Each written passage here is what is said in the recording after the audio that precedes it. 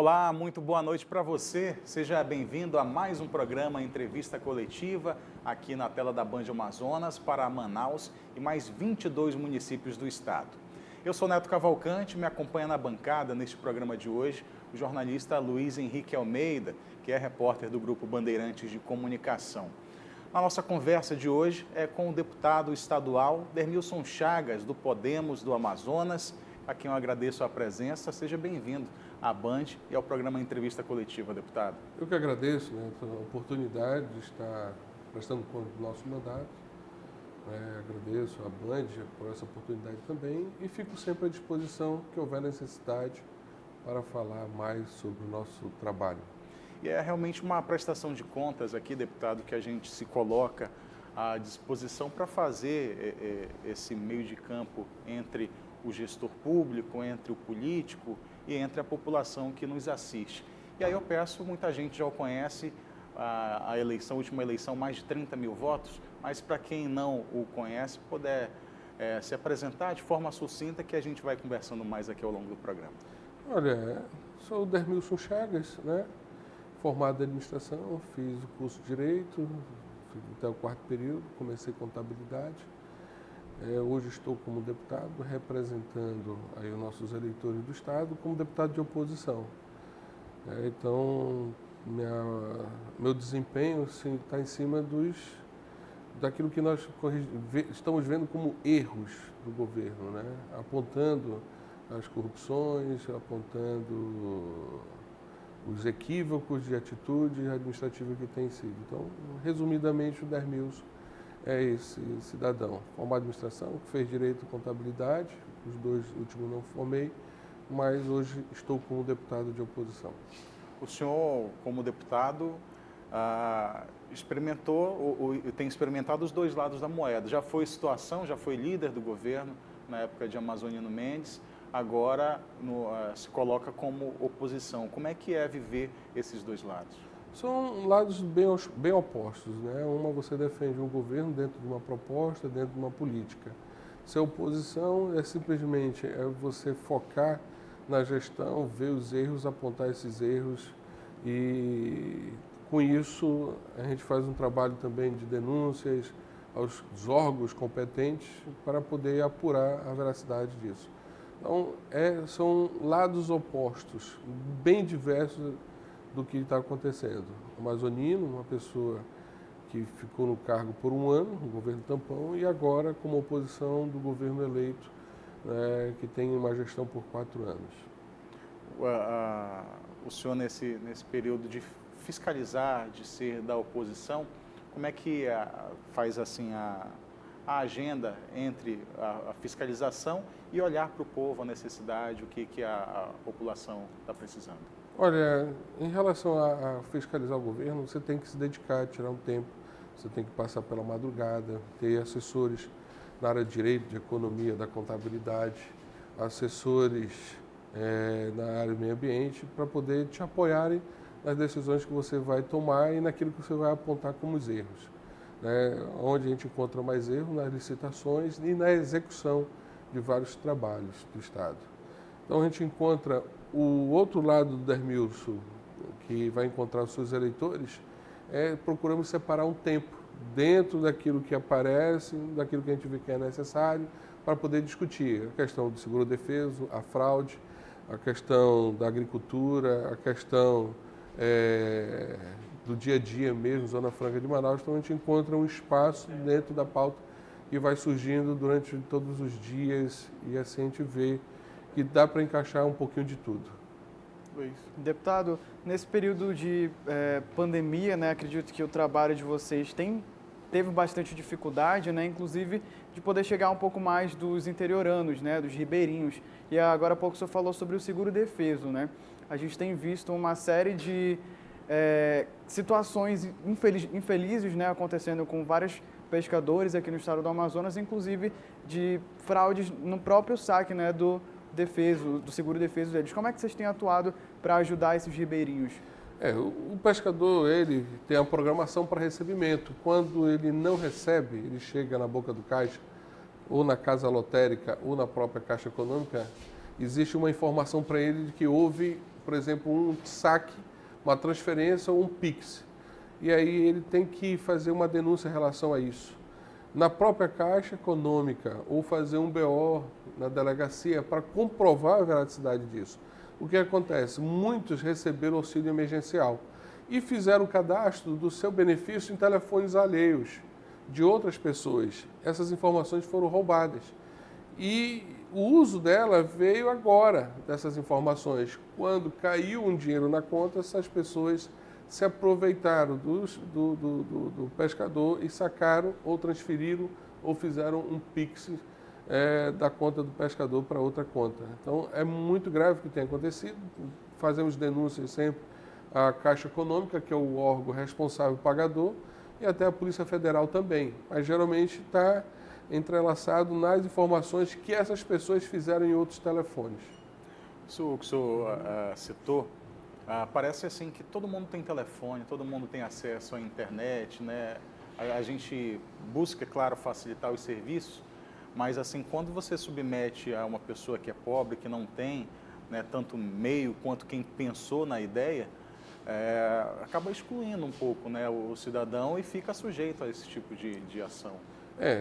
Mediante a situação que vem acontecendo, você vai perceber que muitos não têm aquela ferramenta, não têm o preparo também para manusear essa ferramenta, telefone celular.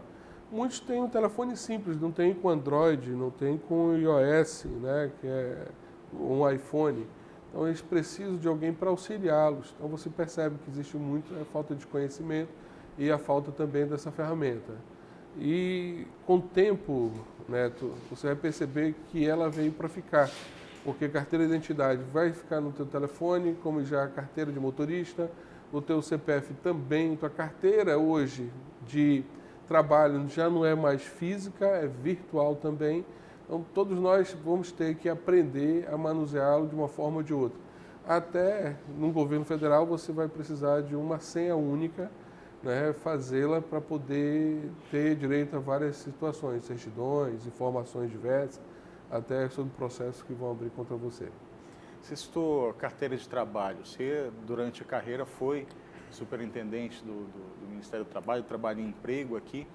Só citar assim, alguma coisa para a gente ter ideia do que é Amazonas com relação a trabalho, as principais demandas. Olha, o Amazonas é muito grande, né? Então, o que precisa é levar informações para as pessoas que elas não têm. O Amazonas é muito grande, o desconhecimento dos seus direitos são muito grandes, o conhecimento fundamental dessas pessoas, a instrução delas é muito baixa. Então, precisamos levar informação. O Amazonas precisa da presença do governo federal como um todo em cada município. E não existe isso, infelizmente. Deputado, semana retrasada a gente esteve conversando com a presidente da Federação das APAES, né, aqui do Amazonas, uma organização que faz um trabalho com pessoas com deficiência, né, das diversas formas, física, intelectual, múltipla. E aqui no Amazonas a gente tem uma certa dificuldade também para que essas pessoas possam ser assistidas, né? E durante a nossa entrevista lá com a presidente, ela falou, olha, Luiz, aqui no Amazonas as nossas políticas estão completamente atrasadas. Ela citou o exemplo lá de Salvador, por exemplo, que existe um próprio núcleo, como se fosse um cine daqui de Manaus, né, específico para pessoas com deficiência, né? E como é que tem sido esse trabalho aqui no Amazonas também, né, para facilitar o acesso dessas pessoas no mercado de trabalho, concursos? Olha só, Luiz, vou te dizer de uma forma, assim, o Amazonas é tão atrasado que nenhum governo se obriga a contratar. Ele só existe aquela cota de 2% em concurso para determinadas deficiências, não são para todas. Mas o governo aqui é muito atrasado, isso é fato. E essas matérias é até difícil de conseguir discutir dentro da Assembleia.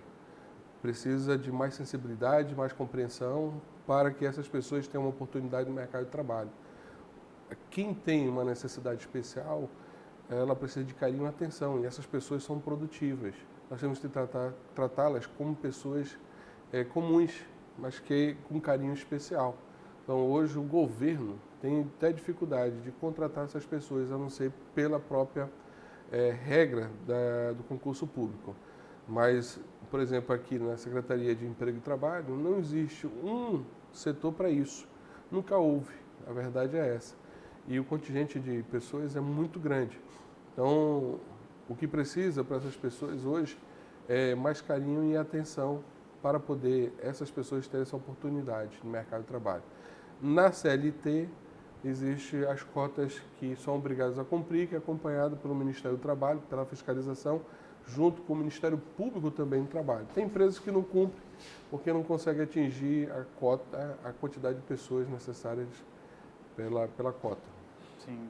Recentemente o senhor até trabalhou, no caso, em favor dessas pessoas, né, para facilitar o acesso dessas pessoas com deficiência em concursos, né, justamente porque essas empresas não pensam, no caso, fora da caixinha, né, digamos assim, acabam pensando só nas pessoas realmente normais perante a sociedade e excluem essas pessoas, né. Seria justamente você criar uma lei para que obrigasse essa empresa a justamente contratar essas pessoas? A lei que nós criamos é para o concurso público, não é para a empresa privada. Então, quando for chamado uma quantidade de pessoas, chamar de imediato também as pessoas com deficiência, para não ficarem lá atrás, na fila, na espera. Chamou primeiro os aprovados, depois chama as pessoas com deficiência. Não. Teve 10, chama 1, chama 2, o mais rápido possível, porque essas pessoas precisam desse carinho, precisam dessa atenção. E é um direito delas, como estou te dizendo.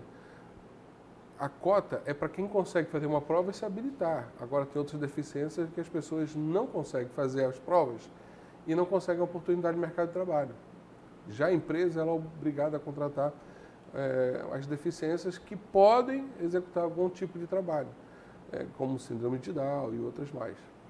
Isso que o deputado falou, imagina, se ele colocou isso para virar lei aqui no Estado, é porque acontece de fato. Os concursos públicos determinam a cota para o PCD, mas na hora de contratar não contrata, não chama. Eles ficam por último. Ou ficam por último, né? Tem que esperar muito tempo. É isso que nós queremos, acelerar a entrada deles, sem desprestigiar ninguém. Já existe o número de aprovados para aquela cota, simplesmente vamos pedir para que apresse a chamada deles. Deputado Dermilson Chagas, do Podemos, do Amazonas, aqui no Entrevista Coletiva. A gente vai fazer um breve intervalo e volta já.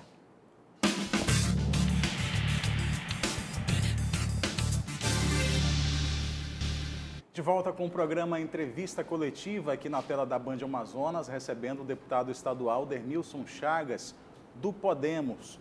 Deputado, o senhor deixou bem claro no primeiro bloco que faz parte da bancada de oposição na Assembleia Legislativa do Amazonas.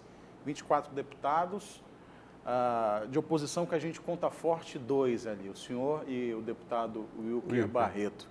Como é que está sendo fazer oposição nesse governo, com tantos pedidos de impeachment, com tantas denúncias, e já vamos chegar ao fim do 3º ano de mandato? Olha, não é difícil não, é muito fácil fazer oposição.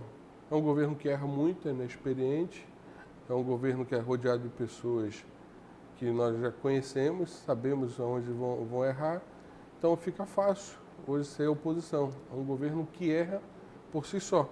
A gente não precisa fazer muita coisa. E hoje a gente chega num ponto em que as pessoas trazem as denúncias até nós. Antes ficávamos muito pesquisando, ficávamos muito olhando portal de transparência, licitação, né, e as execuções das obras. Hoje as pessoas estão trazendo as denúncias para nós, para poder divulgá-las, para dizer o que está acontecendo de errado. Então, hoje é mais fácil fazer oposição, isso eu te garanto. E digo o seguinte, faço em defesa do povo. Né?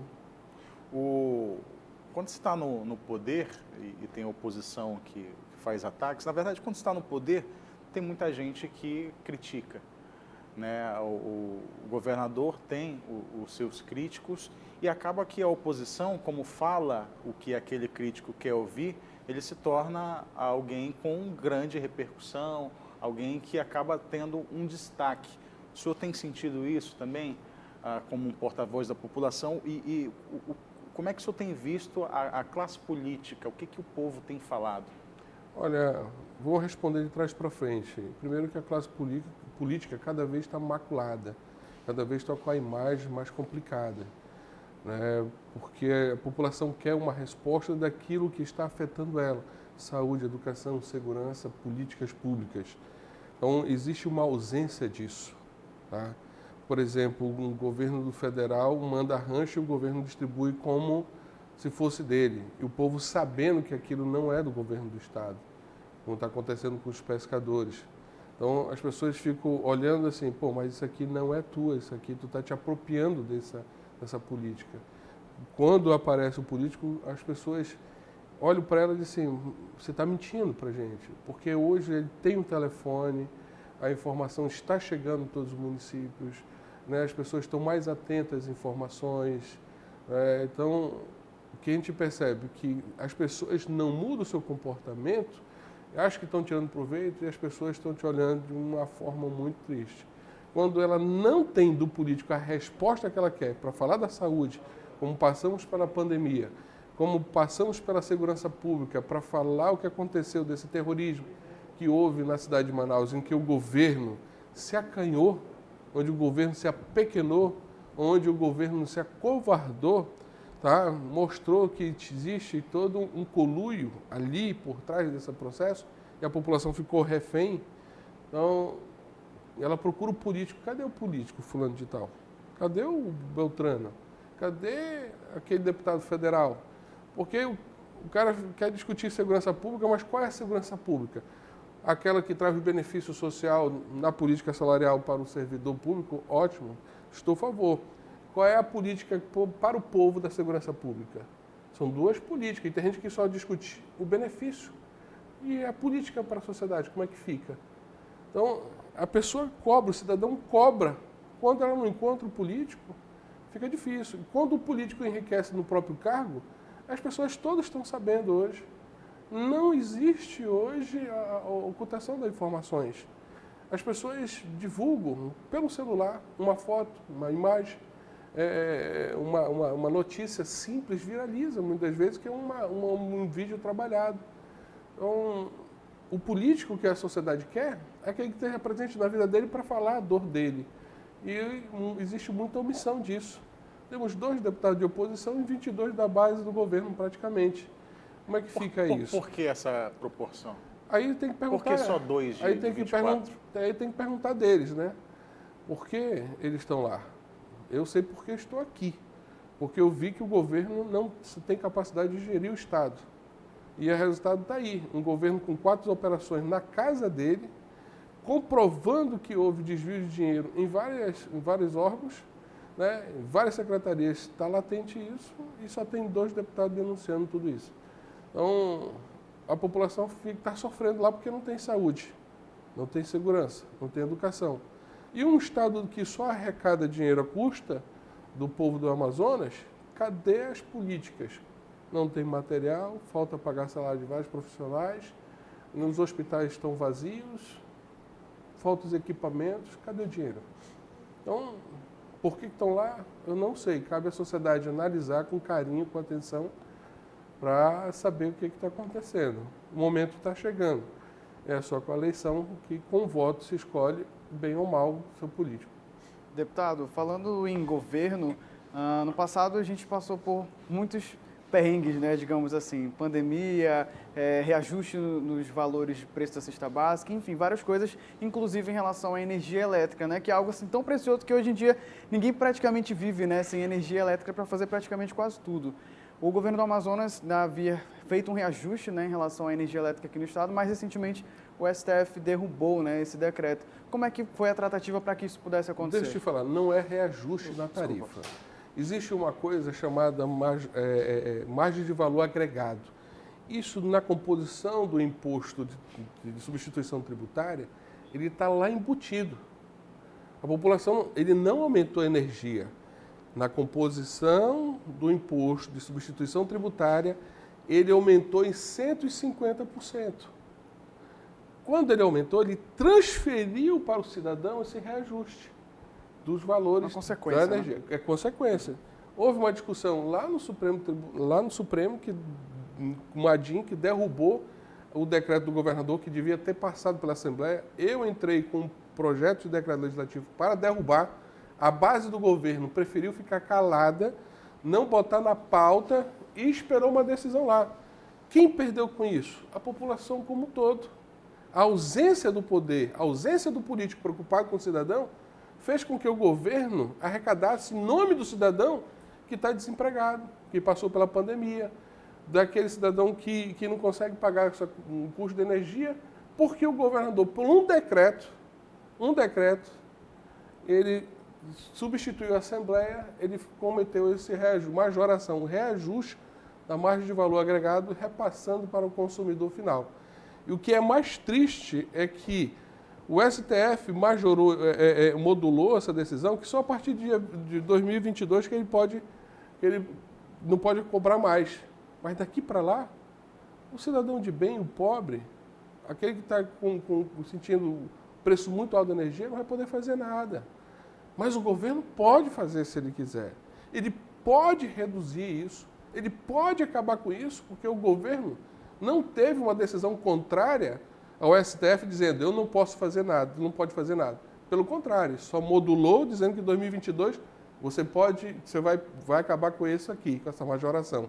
Mas hoje, se ele quiser, ele pode, porque o STF não o proibiu. Então, a margem de valor agregado, que é uma composição do cálculo do imposto de substituição tributária, foi o que ele majorou, não é energia.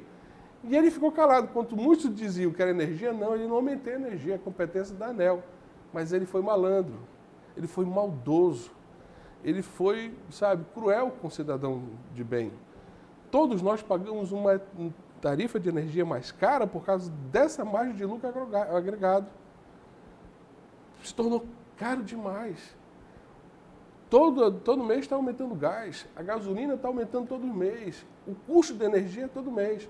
E aí você, como jornalista, deve ter acompanhado que a empresa Amazonas Energia, mesmo com uma lei aprovada na Assembleia, ela estava cortando a energia de todo mundo, porque ela pagou, eles estão cobrando o ICMS da distribuidora. Então, eles lá atrás cobraram antecipado e eles estão cortando a luz para o cara pagar. Simplesmente é isso. De uma rua de 10 pessoas, 5 vão ou 2 vão na justiça para não cortar. Essa é a verdade. Então, o governo foi muito maldoso com o cidadão. Ele não pensou no cidadão de bem. Ele não, mais uma vez aqui, ele não aumentou a tarifa de energia. Ele majorou a margem de lucro dentro da composição do imposto da substituição tributária e cobrou 150% a mais do cidadão. Foi muito maldoso o governo do Estado. E isso sai do bolso do cidadão? Do cidadão. Para o bolso de quem? Do governo do Estado. Ou do governo? Do Estado. Do governo do Estado. Porque o Estado, o CMS dele. Então, se você, e eu vou, já tem lá, se você pegar a arrecadação de CMS de energia, é um valor, depois dessa majoração passa a ser uma coisa muito alta. Tá? Então, a verdade é que o Estado arrecada hoje a um custo muito alto do cidadão de bem, dói no bolso do cidadão de bem. E ele não sabe disso, o cidadão. O ICMS é a grande arrecadação do ICMS Estado. de energia, do combustível, nós temos aí os bens de consumo duráveis. Pois é, a gente tem um combustível aí que está com possibilidade de chegar a R$7. Olha só, vou te falar uma coisa, O governo do Estado tem como baixar isso? Tem como baixar. Quer ver uma coisa? Por exemplo, as empresas de transporte aéreo. Na região de Manaus, do Amazonas, para elas fazerem esse transporte, o governo deu isenção de ICMS no combustível delas. Ótimo. Por que ele não faz no gás? Ele pode fazer. Por que ele não faz na gasolina, reduz seu ICMS? Ele pode fazer. Mas o governo não está pensando na sociedade. A água teve um reajuste autorizado pela Justiça, agora vai ter, ou já teve, de 24%. O gás de cozinha todo mês reajusta. A gasolina praticamente todo mês reajusta. Nós estamos chegando quase 7 o litro. Em Manaus, tu imagine em Vira. Tu imagine lá em Tabatinga. Tu imagine lá em Maraã, municípios distantes. Quanto é que não está 1 litro? Então o governo, se ele quiser, ele pode. Assim como ele fez com a energia, com a margem de valor agregado, ele pode dizer assim, não, vou diminuir minha arrecadação. O Estado, durante 3 anos, ele arrecadou de excedente de arrecadação 11 bilhões. Vamos lá, 2019 ele teve uma sobra de 3 bi. Ele pediu um empréstimo de 200 milhões de dólares, 1,5 bilhão. Conte aí, por favor, 3. Em 2020, ele fechou o ano com uma arrecadação equivalente a 5 bilhões, 8. Em 2021, ele já tem um excesso de arrecadação de 3 bilhões. Nós temos 11. Mais 1,5 bilhão que ele pediu de empréstimo, que vai entrar no cofre do Estado, dá 12. Eu estou falando de excesso de arrecadação empréstimo. Fora o que ele arrecadou para a máquina. Esse ano, a previsão é para a gente... Nós aprovamos um orçamento na Assembleia de 21 bilhões. A previsão para ele arrecadar vai chegar em 27, 28 bilhões. Ou seja, 8 bilhões a mais ou 7 bilhões a mais.